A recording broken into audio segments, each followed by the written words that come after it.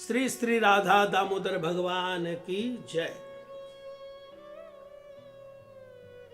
बहुत ही सुंदर कार्तिक मास, गुरु कृपा बरसती रही पूरे महीने, और गुरु कृपा से हम लोग गुरु जी के पद चिन्हों पर चलते हुए चैतन्य महाप्रभु के शिक्षा स्त्रक को याद करते रहे। गुरु जी के पद चिन्हों पर चलते हुए हम प्रत्येक रात्रि में श्रीमद् भागवत से गज और गरहा का जो प्रसंग है वो सुनते रहे। गुरु जी के पद चिन्हों पर चलते हुए गुरु जी की कृपा प्रार्थना करते हुए हम राधा गोविंद जी की जो अष्टकालीन लीला है उसका श्रवण कीर्तन स्मरण करते रहे, और गुरु जी की कृपा को याद करते हुए हम लोग हर याम के साथ, हर प्रहर की राधा गोविंद जी की लीला के साथ चैतन्य महाप्रभु के शिक्षा स्त्रक के श्लोक को भी याद करते रहे, जो कि हमारे भक्ति विनोद ठाकुर जी ने, परम गुरु जी ने, प्रभुपाद जी ने हमको सिखाया। तो अब कार्तिक मास समापन की ओर जा रहा है। बड़े उत्साह के साथ ये कार्तिक मास का उत्सव हुआ। इसमें गिरिराज धारण लीला हमने सुनी, अन्नकूट महोत्सव किया, फिर भगवान श्री राम के आगमन, विजयदशमी महोत्सव, राधा कुंड प्रकट तिथि, ये बहुत सारी लीलाओं का स्मरण कीर्तन और हम लोगों ने महोत्सव किया।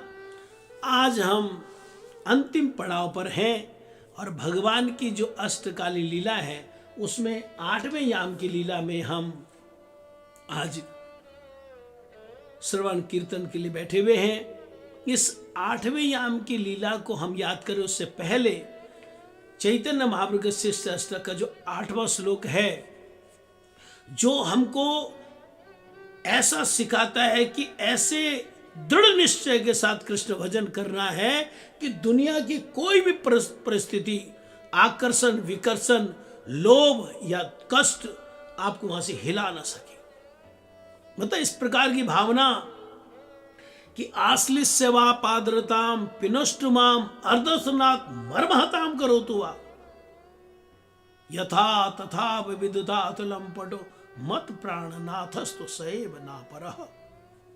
कि हे कृष्ण, आप मुझ दासी को, क्योंकि चैतन्य महाप्रभु जी राधा भाव में विभावित होकर बोल रहे ना, हे कृष्ण आप मुझ दासी को दर्शन देके कृतार्थ करें या दर्शन न देके तड़फाएं। आप मुझ पर प्रसन्न होकर मुझको आलिंगन करें या मुझको मर्माहत करें।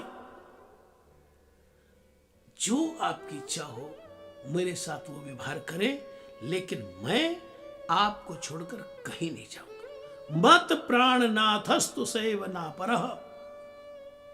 हमारे भक्ति विनोद ठाकुर जी ने शरणागति के भजन में लिखा है, हे प्रभु संपदे विपदे जीवने मरणे दाय मम गेला तुआ ओ पद वरणे। आप मुझे बहुत पैसा दो तब भी आपकी सेवा में रहूंगा, आप मुझे कंगाल बना दो तब भी आपकी सेवा में रहूंगा, आप इस दुनिया में रखो, दूसरी दुनिया में रखो, जहां आपने मुझे रखना है वहां पर रखो, आपको छोड़कर कहीं नहीं जाऊंगा मैं। ये अष्टम याम की शिक्षा का मूल सार है कि ऐसी स्थिति, ये 3 जगह पर तो बहुत जरूरी होनी चाहिए। एक, इष्ट निष्ठा के प्रति, मेरे नंदनंदन कृष्ण है, नंदनंदन श्री कृष्ण मोर प्राणनाथ, इस पर टिके रहना।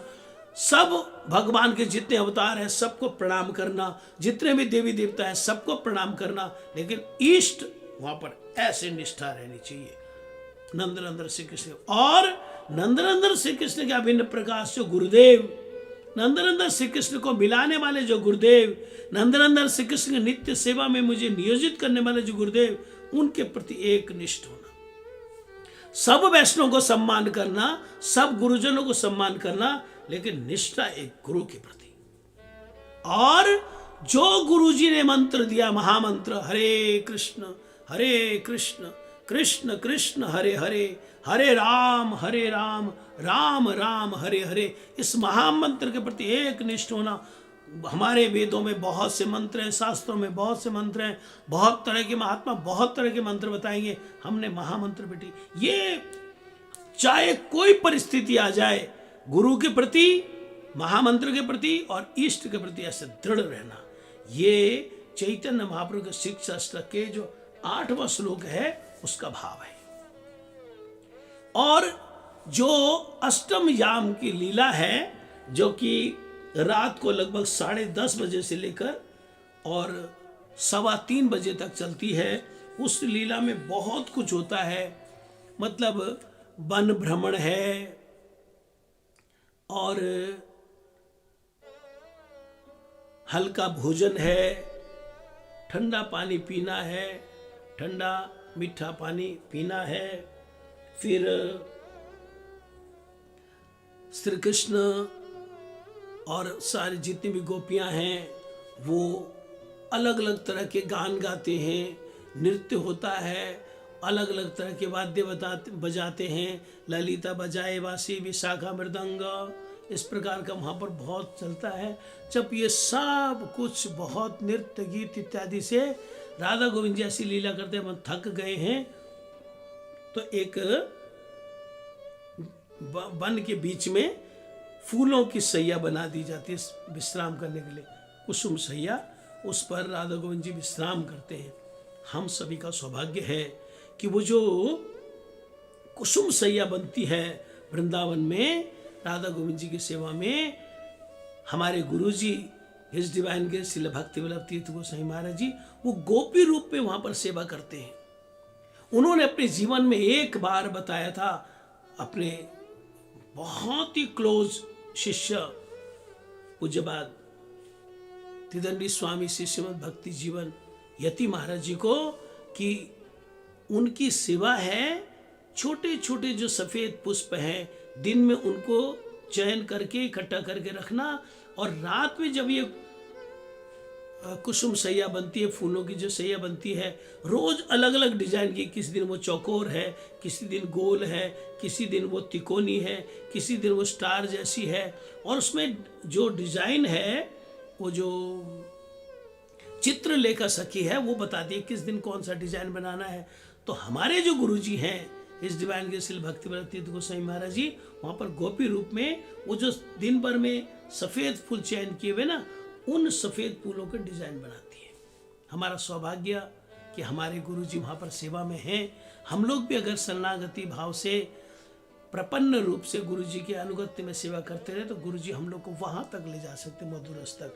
तो ये रात में जो ये लीला है 3:22 तक ये सब लीलाएं होती हैं, और जो सखी हैं, जितनी भी गोपियां हैं, दूर से राधा गोविंद जी को शयन करते हुए बड़ा आनंद का अनुभव करती। कैसा राज्य हो! देखो गोपियां सुबह से शाम तक सेवा करती रहती हैं, थक जाती हैं, है ना, लेकिन आराम राधा गोविंद को करता देखकर उनको सुख हो रहा है। देखो कुसुम सैयाए राधा गोविंद जी सो रहे हैं, और ये जितने भी सखी हैं सखीगण परानंद भाषे। कैसा राज्य! हमको भी इस भूमिका तक पहुंचना है कि गुरु जी को सुख देना है, वैष्णवों को सुख देना है, राधा गोविंद जी को सुख देना है, और उनके सुख में ही अपना सुख, उनके सुख में ही अपना सुख। ये जो है सूत्र है प्रेम भक्ति का, जो कि 8वें याम कीर्तन में चैतन्य महाप्रभु हमको सिखाया, और 8वें याम कीर्तन में गोपियां अपने आचरण से, अपने व्यवहार से हमको सिखा रही है। इसी गोपियों को स्मरण करते हुए, महाप्रभु जी को स्मरण करते हुए, राधा गोविंद जी की इस लीला को स्मरण करते हुए, गुरु जी और सारे गुरुवर को स्मरण करते हुए आज हम कार्तिक मास की लीलाओं को, कार्तिक मास की शिक्षाओं को, कार्तिक मास के विभिन्न प्रकार के उत्सवों को विश्राम देते हैं। श्री कार्तिक मास महा महोत्सव की जय। श्री श्री राधा गोविंद भगवान की जय। आप सभी का बहुत बहुत धन्यवाद।